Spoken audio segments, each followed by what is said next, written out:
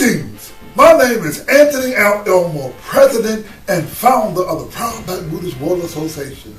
We at the Proud Black Buddhist World Association practice the teachings, the Buddhist teachings as taught by the 13th century Japanese sage Nichiren Shoshu.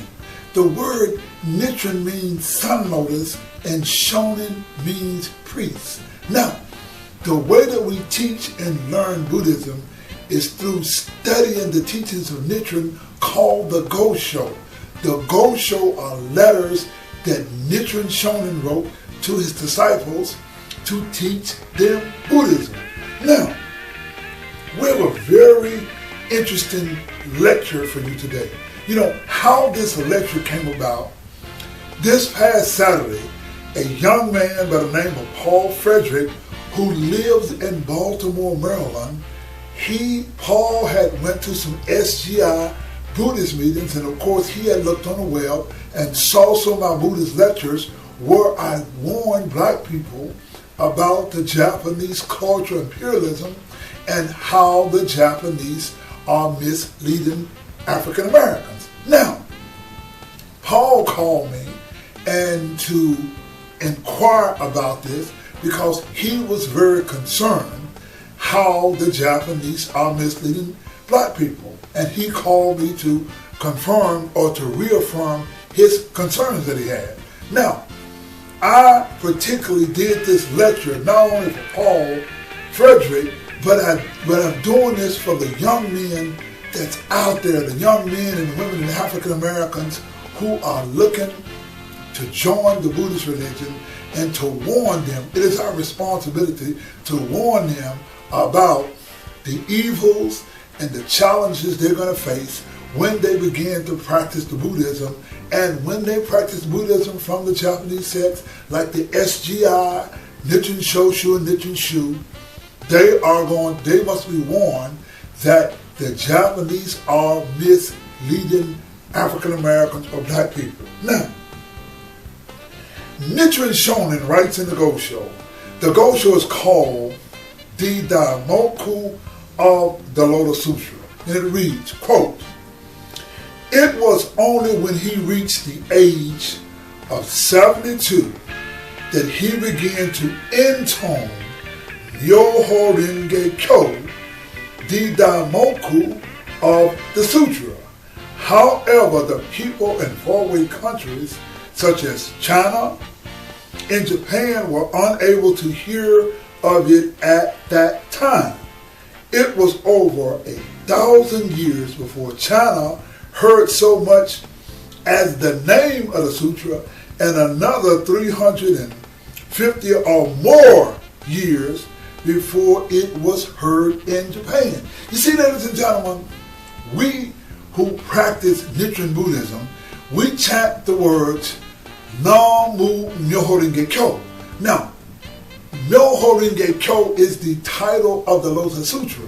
Now, this title of the Lotus Sutra was not started by the Japanese Nichiren Shonin, but it was Shakyamuni Buddha who first intoned Myoho Renge Kyo, and it was the Japanese who actually learned about the Lotus Sutra some 1,400 years later. However, when you speak to the Japanese, they extricate all black history, all black culture, all black language and Buddhism, and they treat you as if they are the masters and the originators of Buddhism.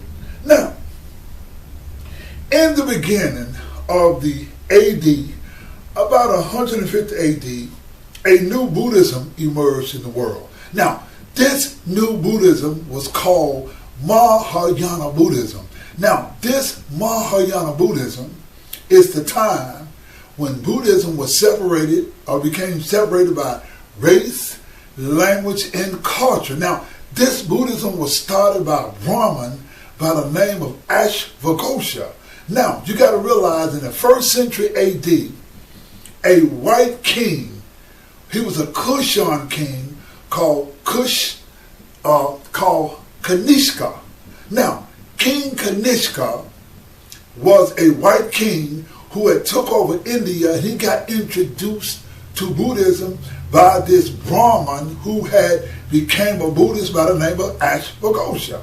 Now, when this white Akushan king took over Buddhism, what he did was he changed the images of the Buddha from black to white.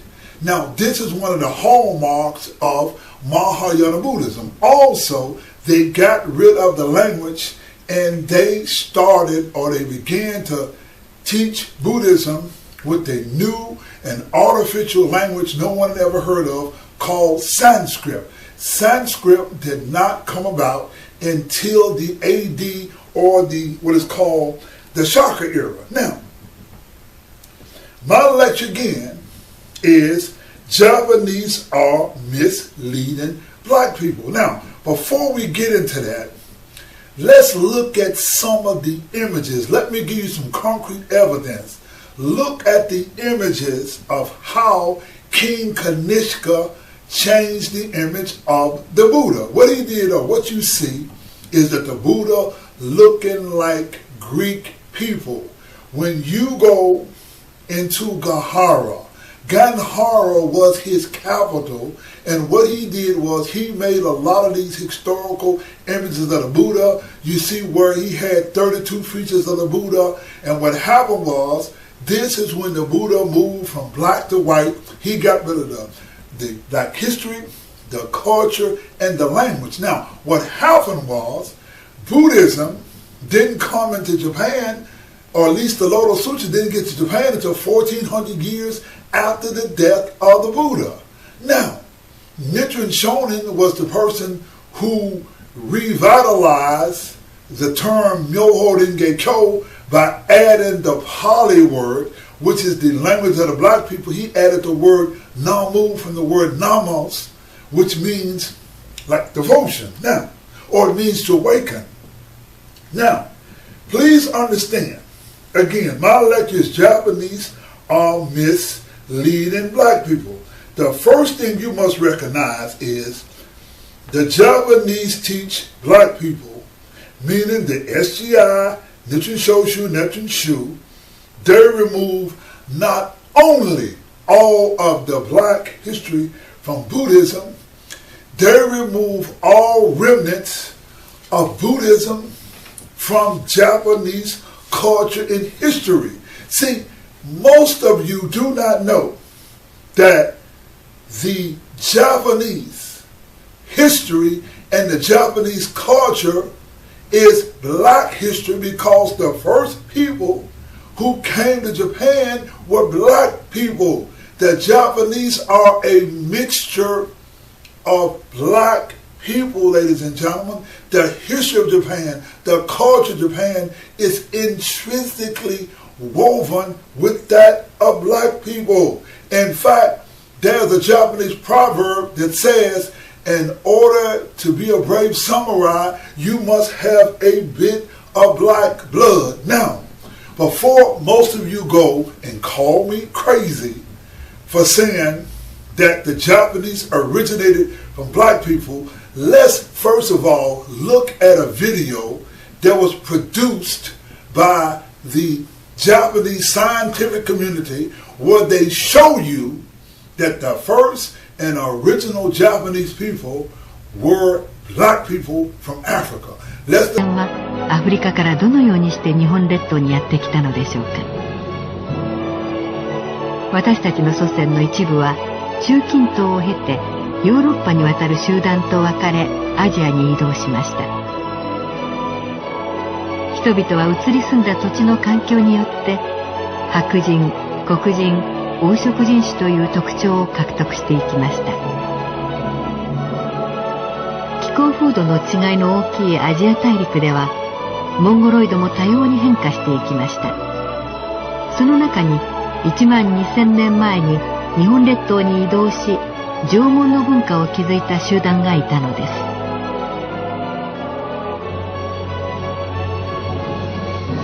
それからさらに1万年後、別の集団が再び日本列島に渡ってきました。蓬莱博士はさらに東アジアの5つの集団のミトコンドリア DNA を分析し、日本人の成り立ちを調べました。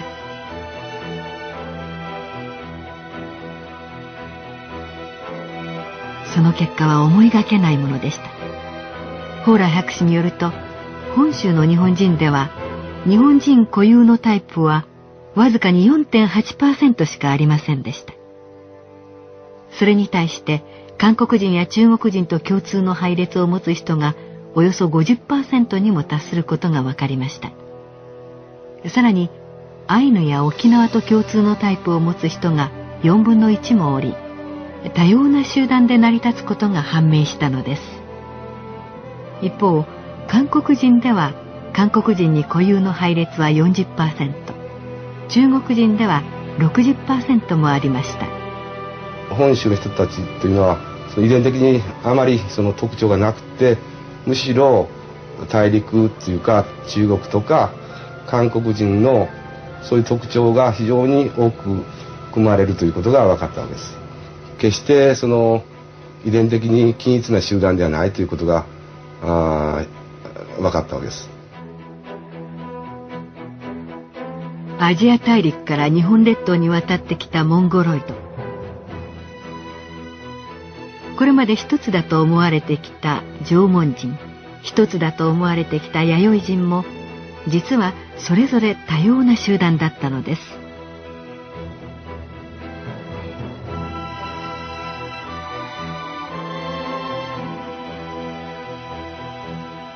現代の日本人は決して単一な集団ではなく、中国大陸や朝鮮半島の人々と深いつながりを持っていることが分かりました。しかも日本人のルーツは縄文か弥生かという単純なものではありませんでした。こうしてミトコンドリア DNA を手がかりに人類の設計図をたどってみると、当然のことながら人種の区別や国家による国境などは全く見えません。そこに見えるのは大自然の一員として生きている人という存在だけなのです。 Now, you see the video. Now, let's begin to understand something. Now, science concretely proves the black Japanese connection. Now, in 1923, anthropologist Roland B.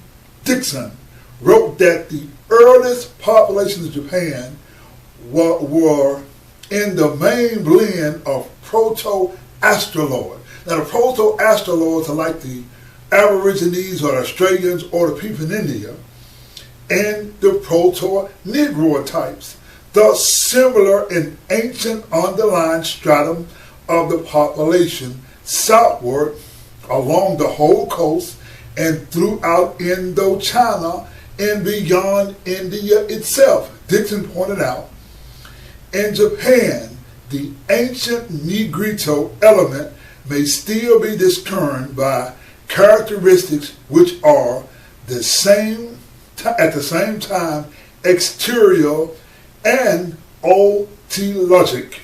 Now, in early America, that was the first America's first anthropologist. His name was Alexander Francis Chamberlain. Alexander Francis Chamberlain was America's first anthropologist, and he pointed out about the vast and deep black history in Japan. In fact, in April of 1911, in the Journal of Race Development, published by Chamberlain, who wrote encyclopedias in America, he wrote the contribution of the Negro to human civilization. And he wrote, quote, "And we can cross the whole of Asia and find the Negro origin for when, in far-off Japan, the ancestors of modern Japanese were making their way northward against the Ainu, the Aborigines of that country.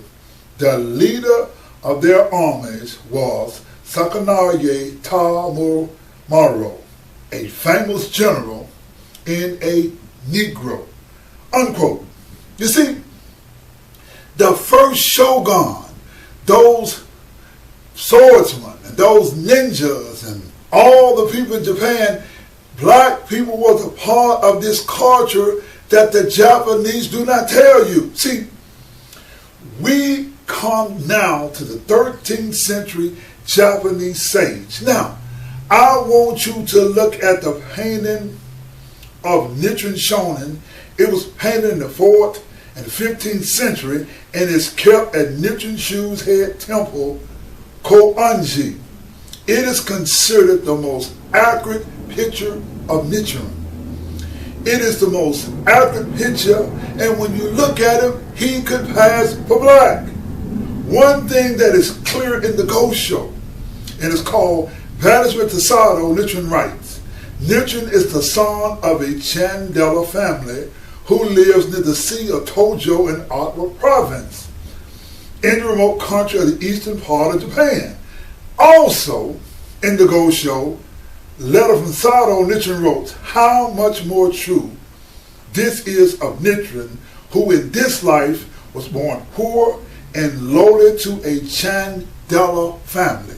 Ladies and gentlemen, the Chandelas were the black people in India who faced challenges, who was mistreated. Why would Nichiren, who understood Chandela, call himself a Chandela if he was not or some way associated with the black people of India? Again, my lecture is called Japanese Are Misleading Black People. Let me get back to our original thesis. Now, it was Shakyamuni Buddha who originally chanted Myoho Renge Kyo at the age of 72.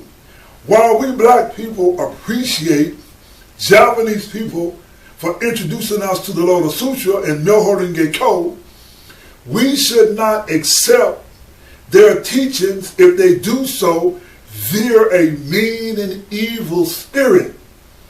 The job of extricating all black culture, history, and language from the Buddhist teachings. This is what the Japanese are doing. They make themselves big and powerful and dominant and superior by extricating all of the black culture, the black history, and the black language from Buddhism. And this is racist, this is arrogant, and this is also wrong. Now, Nichiren talks about this in the Gosho. Now, in the Gosho is called The Roots of Good Fortune. And this is how I think Nichiren describes it. He says, quote, suppose one dries dung, breaks it up, passes it through a sieve, and forms it to resemble a block of sandalwood. Even if one were to carve this into an image of a woman, a heavenly goddess, or a Buddha, when it is burned, it would still give off no other fragrance but the stink of dung. Similarly, if one kills or robs others or takes from them the first fruits of harvest, then even if one should offer one's gains with an intent of inquiring merit and good fortune, that offering would instead become an evil deed. Now, the Japanese are offering us Buddhism, even though if you're going to offer us Buddhism, you're going to steal our history, our culture, and our language, and make me be non-inclusive of the Buddhist history, that too is an evil deed. We black people in America have a unique and wonderful heritage, and that the history of Buddhism is black history. Even when you study Japanese history is black history, and that the shogun, the emperor, the highest military guy in Japan, was that of a black man throughout the writings of Nichiren. Shonen, you read black history. When you study the Buddhist teachings of the Japanese sects, the SGI, Nichiren Shoshu, Nichiren Shu, and others, you will find a clear and purposeful execution of a Japanese people and teachers who surgically remove all black history, culture, and language from their Buddhist teachings. This evil act of not teaching or removing black history, culture, and language from the Buddhist teachings is an evil act that prevents one from attaining Buddhahood. Now, Nichiren explains this. In the Gosho, The Roots of Good Fortune, it reads, quote, "In the same way that donations made by people today may seem impressive, but they offering defeats won in battle or wealth gained by heedlessly oppressing the people, though these gifts appear to be great acts of devotion to the Buddha, not only will the people who offer them fail to attain Buddhahood, but their contributions will vanish without a trace." When you look at black people who practice Nichiren Buddhism, you will find not one single person of African descent in America who is honored by the black community as a Buddhist. You see, the culture of Buddhism, when you talk to SGI, Nichiren Shoshu, and Nichiren Shu members, you will find a culture of disarray. And this culture of disarray exists because of the evil act and the mean-spirit act that the Japanese are doing by misrepresenting Buddhism, by extricating all black history, culture, and language from Buddhism. A few weeks ago, I spoke with some SGI women leaders. And in the 21st century, we have internet technology. You have Buddhists who are either blind stooges or willfully ignorant. Now, please understand that we have African Americans who practice Buddhism with the SGI, Nichiren Shoshu, and Nichiren Shu. The case whereby you have people who are blind stooges or people who are willfully ignorant. So Paul, when you talk to these SGI leaders, you are talking to people, black people, who are blind stooges or willfully ignorant. They want to be ignorant. They want to be misled. Now, in the Gosho, The Roots of Good Fortune, Nichiren writes, again, even if one does no harm to others and honestly strives to make offerings, there be cases in which one does not attain Buddhahood. To illustrate, if one plants good seed in a bad field, the seed itself will be ruined, and one will in turn suffer loss.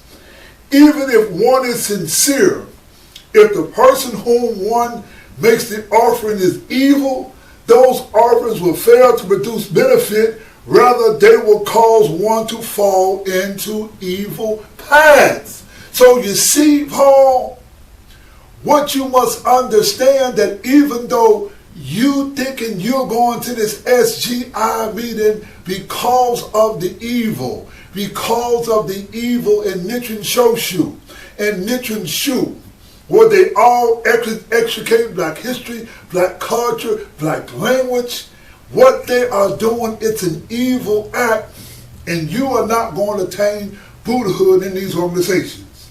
You must understand that you cannot plant a good seed in a bad field. You may be the best person in the world, or a good seed. When you plant your life into the Japanese sects, you are planting a good seed in a bad field.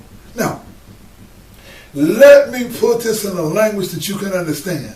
The Japanese sects, the SGI, Nichiren Shoshu, Nichiren Shu, and others practice brainwashing in regards to African American people.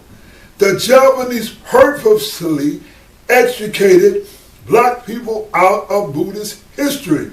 Please understand that you should not take such people as your teachers who rewrite history.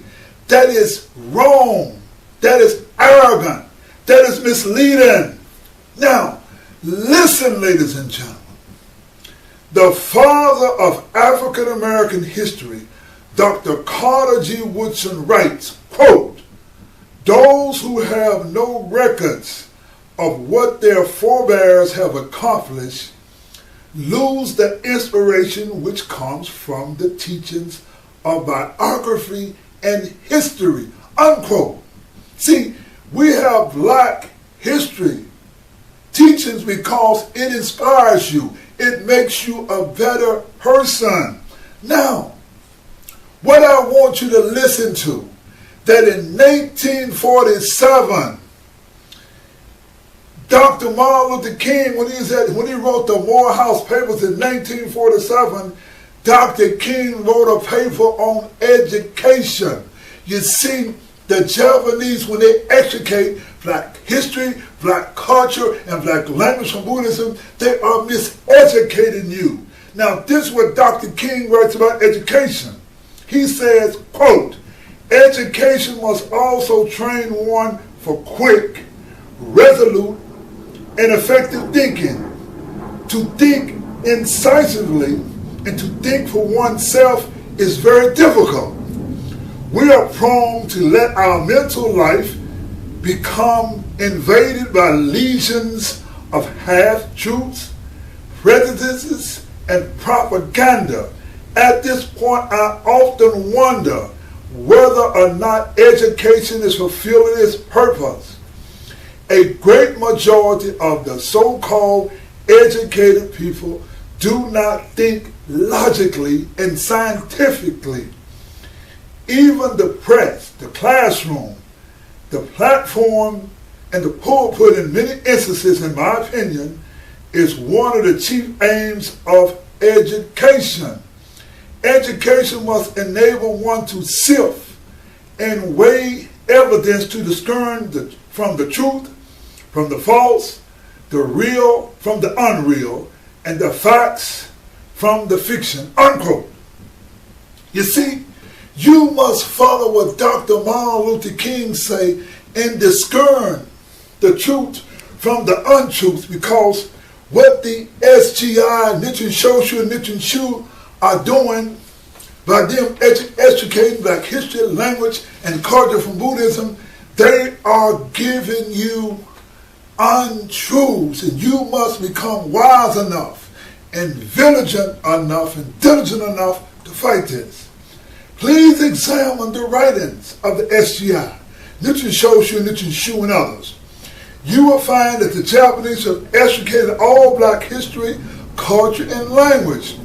Please understand that these Japanese practice not only a full throttle assault against black people, they practice a culture of insult to black people worldwide via their removing all black culture, history, and language from Buddhism. There is a science called linguistic anthropology. Linguistic anthropology is the interdisciplinary study of how language influences social life. The Japanese, in their effort to extricate black history, culture, and language from Buddhist teachings, disregard archaeology, anthropology, literary science, and genetic science. Now, linguistic anthropology examines how the Japanese assault African Americans via their practice of Japanese cultural imperialism. See, the Japanese says the SCI, Nichiren Shoshu, Nichiren Shu, and others propagate a culture of ignorance and racism in regards to Buddhist teachings. One of the greatest influences in Asia comes from black people called the Naga. Now, the Naga means snake or dragon. In fact, in Japan, we have a city in Japan called Nagasaki.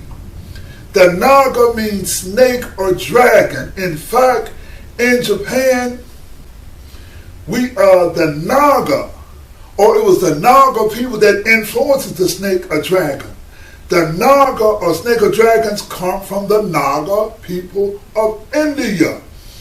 The Naga come from black people. Now, let's get into how the Japanese do this number on black people. Now, in Europe, we have an educational society called the Royal Asiatic Society. Now, the Royal Asiatic Society of Great Britain and Ireland, commonly known as RAS, was established according to its charter of 11th of August in 1824 to further the investigation of subjects connected with and for the encouragement of science, literature, and the arts in relation to Asia. From its incorporation, the society has been a forum through lectures, its journal, and other publications for scholarships relating to Asian culture and society of the highest level. It is the United Kingdom's senior learning society in the field of Asian studies. Fellows of the society are elected regularly. Fellows include highly accomplished and notable scholars of Asian studies and are entitled to use the honorary post nominal letters. Now, this Royal Asiatic Society produced a different idea of Buddhism than what the Japanese, like the SGI, Nichiren Shoshu, Nichiren Shu, and others teach. We hold that Europe's best scholars can challenge the Japanese best scholars in regard to the history of India. When you compare the learned society of the United Kingdom, what they write about India, and you read what the Japanese says, like the SGI, Nichiren Shoshu, Nichiren Shu, and others, you will learn that the Japanese are misleading black people. Now, the European scholars approach Indian history from the standpoint of scholarship. In contrast to SGI leader Daisaki Keita, who was able to get away with writing a fictional account of the Buddha Shakyamuni in a book called The Living Buddha. Now, Daisaki Keita is supposedly this big world leader, but yet instead of writing a book on scholarship, he wrote a fictional idea of Shakyamuni Buddha because the man is doing propaganda. See, he didn't say it was true. He said a fictitious account of Shakyamuni, and so he's able to influence millions of people by writing a fictorial book. Now, a fictorial account of the Buddha. Now, in the book, The Living Buddha, and boy, I got so upset when I read this, when I brought the book, that I left the SGI because of it. This is what Daisaki Keita writes in the book called The Living Buddha. He says, quote, "Finally, I do not think it is possible to determine for certain the racial origin of Shakyamuni, who lived so many centuries ago. It cannot be denied in ways of thinking associated with Buddhism. There are characteristics that strongly suggest some connection with Indo-Aryan culture, people, and their culture. Whatever the racial origin of their founder, there is no doubt that Buddhism grew up in an Indo-Aryan cultural spirit." Now, This is what Daisaki Keita writes in the book. Now, we have this leader, Daisaki Keita, who influences millions of people in Japan, who writes a fictional book. Whereas when you read the work of scholars of the Royal Asiatic Society, now, their documents run counter to Daisaki Keita. Now, the founder of the Magadha Empire was a Naga. His name was Su Naga. The Royal Asiatic Society makes it clear that Magadha in northern India was founded by Su Naga, and the people were non-Aryan people. History makes it clear that Magadha was not only founded by the Naga people of this time. There were no white people or Aryan people in India at this time. Now, either SGI leader Daisaki Keita is either ignorant or purposefully misleading people when he writes, I do not think it is possible to determine for certain the racial origins of Shakyamuni who lived many centuries ago. What planet does Daisaki Keita come from to write such nonsense? Please note that the fictional book The Living Buddha was published in English in 1976. In 1976, we had the sciences of archaeology, anthropology, genetic science, literary science. Not only does the Royal Asiatic Society write that the founder of Magadha was Su Naga, they list Magadha King Bimbisara, a contemporary of Shakyamuni Buddha, as the 5th king after King Bimbisara. That's about 200 years after. We explained that the Naga people influenced all of Asia with their adopting the dragon or the snake. Look at the picture of the Naga Buddha. When you see that Buddha with those snakes on him coming out, that is a Naga Buddha. The word Naga is the name of black people in India. In Africa, they are called Nubian. And it is a worldwide fact that the Nagas were Buddhists. When you look at the Asian culture, you see the dragon. Please note that Buddhism, a Buddhist, emerged from the Indus Valley civilization. There is no evidence of Aryans or white in the Indus Valley civilization or early India. The Indians had a written language thousands of years before there was a Japan. In fact, the early people of Japan, the proto-astroloid, make up the original Japanese people. We have archaeology, anthropology, genetic science, and literary science to challenge the nonsense that Daisaki Keita writes. Now, in the time of Homer, India was known as Eastern Ethiopia. Now, we come to the father of history. He visited India 150 years after the death of the Buddha, Herodotus, and he wrote there were 2 Ethiopias, one east of the Red Sea and one west of the Red Sea.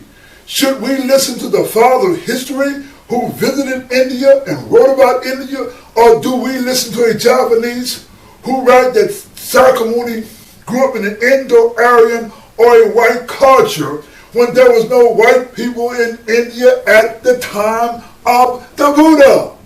Ladies and gentlemen, who do you listen to? Do you follow logic? Do you follow common sense? Or do you let a Japanese mislead you? Now, let's take this thing further. The Greek ambassador in India was Megasthenes.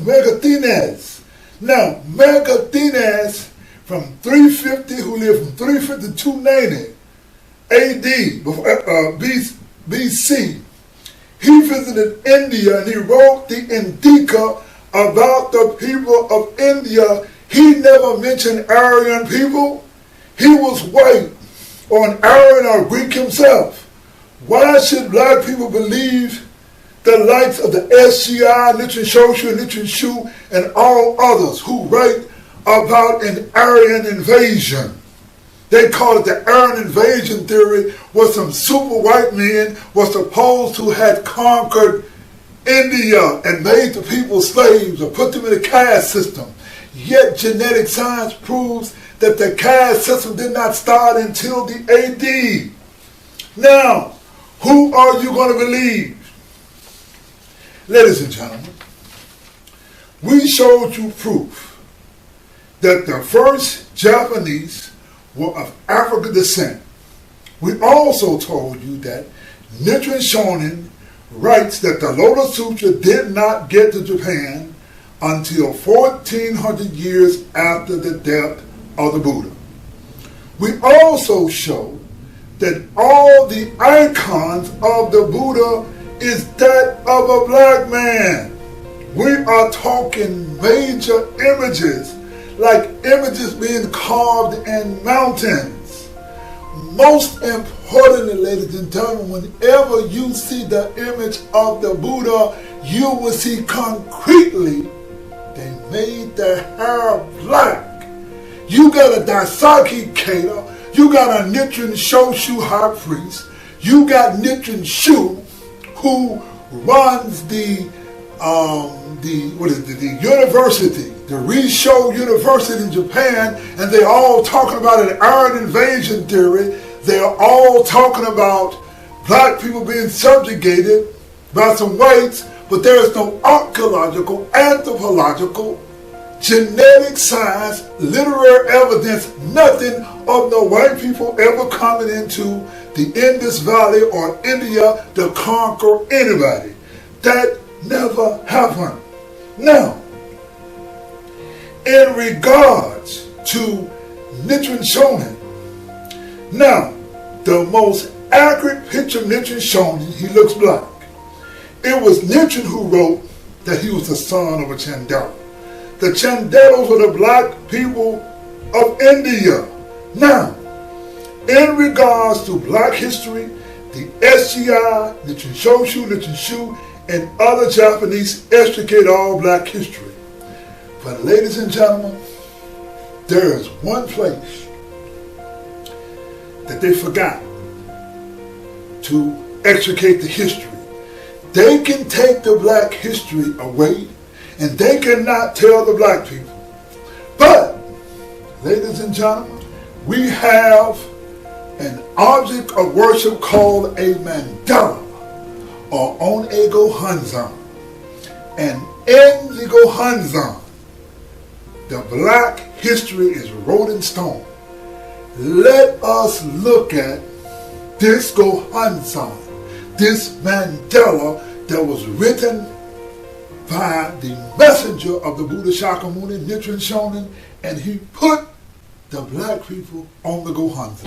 We started with the black god Furu Nyo'o. You see here a picture of Furu Nyo'o. He was definitely a black god. Now, we go to the next one that we told you earlier. That's Asian Nyo'o. Now, this is also a black Buddhist god. Now, Asian is mostly portrayed as red. Now, on the outside of the Gohonzon, we go to the four heavenly kings. Now, we first talked about Bishamon Tenyo. He is the god of wealth, the northern god, who we talked about. Next, we come down to Dai Zocho Tenyo. And we see this is also a black god. We next come to Dai Komoku Tenyo. That's the next god. These are the gods on the outside of Gohonzon. And then there's a god called Jotoko Kinyo, who later becomes Dadadada Tenyo.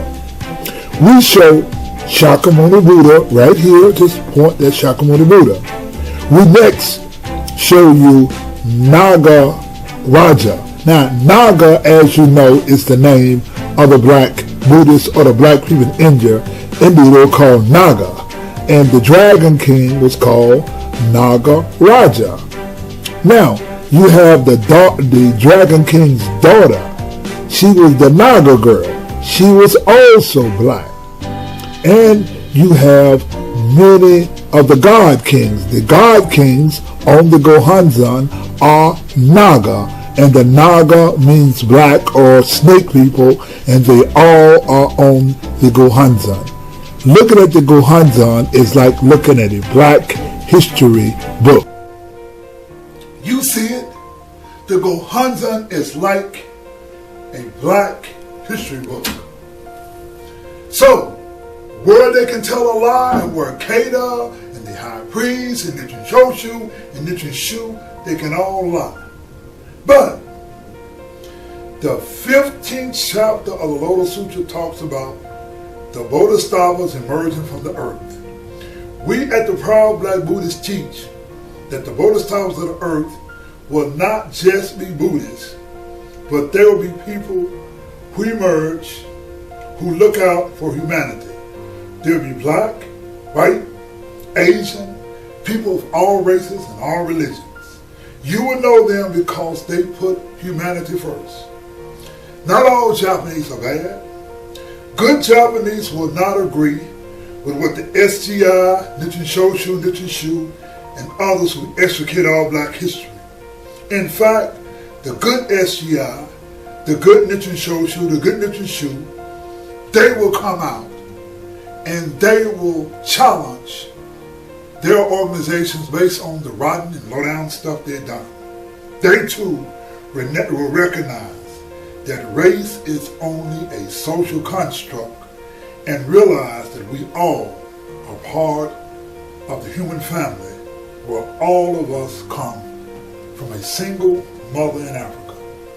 I am Anthony Elmore, President and founder of the Proud Black Buddhist World Association. Thank you very much. I found myself a brand new mission to help others make a big decision. Bring to you a spiritual religion. It's not the religion that you expect. It's all about the law, the cause and effect. Devotion to the middle of the call of teaching. We do a lot of wisdom preaching. No more life with any drama. We change the words and change our karma. We bring to you the new Buddha way. We bring to you the new way to pray. After long prayers, a lot of meditation, I bring to you the Buddhist conversation. We can change our human relations. We bring to you the culture integration. It's about peace and love and changing situations. This channel in Buddhism makes a lot of sense. It's about self-development and enlightenment. I made the decision to join the Buddha way. I joined the Buddhist sect called Ed and Faith. Buddhism new to America and like a dream. What does the words of the China mean? Function to the middle of the call of the teaching. Different learning from the Christian preaching. Buddhism makes a lot of sense. Self-development and enlightenment. Becoming a Buddhist is a good decision. Look at yourself and find any wisdom. The function to the middle of the call of the teaching. While we only have Japanese preaching, the Buddhist religion is the way to go. I will find a leader in Tokyo. I wanted to Buddha way. I should follow sensei. I no longer do it his way. Went to a temple called Taiseki. The culture of the temple don't relate to me. In 2014 I left the Buddhist temple. I teach the Buddhism, that's more simple. Nichiren Shu man said you don't have the knowledge. I want you to check my logic. The old way I teach Buddhism, I give the people a good rhythm. I'm not like a priest at their temple. I teach Buddhism and make it simple. You don't need a college to explain it. Singing and dancing is the of the language. Culture to the middle of the color of the teaching. We teach it with the wisdom preaching. We can teach the wisdom all of it on it. We follow the religion that's shown it. Teach with us and don't need a mouth. We know how to sing and rap. Let me bring some good news to ya. We practice the Lotus Sutra. You don't have to practice here and after. Just do the 2nd and 16th chapter. Come have a person be in Maria. Learn that Lotus Sutra title. Love your whole Ringe code. That's the way that you call my go. Love your whole Ringe code. That's the way that you call my go. I don't care the Japanese do it. I'm gonna put a little soul to it. I don't give a damn, don't agree. I practice the way that's really me. I respect and love ya. I'm gonna practice a Buddhism. with my own culture. I know you hate my dance and all the jerking. You're really gonna be upset when I start my twerking. We don't follow the rules and we do no rehearsing. The Buddha said follow the law and no persons. I don't care if a Buddhist practice don't suit you.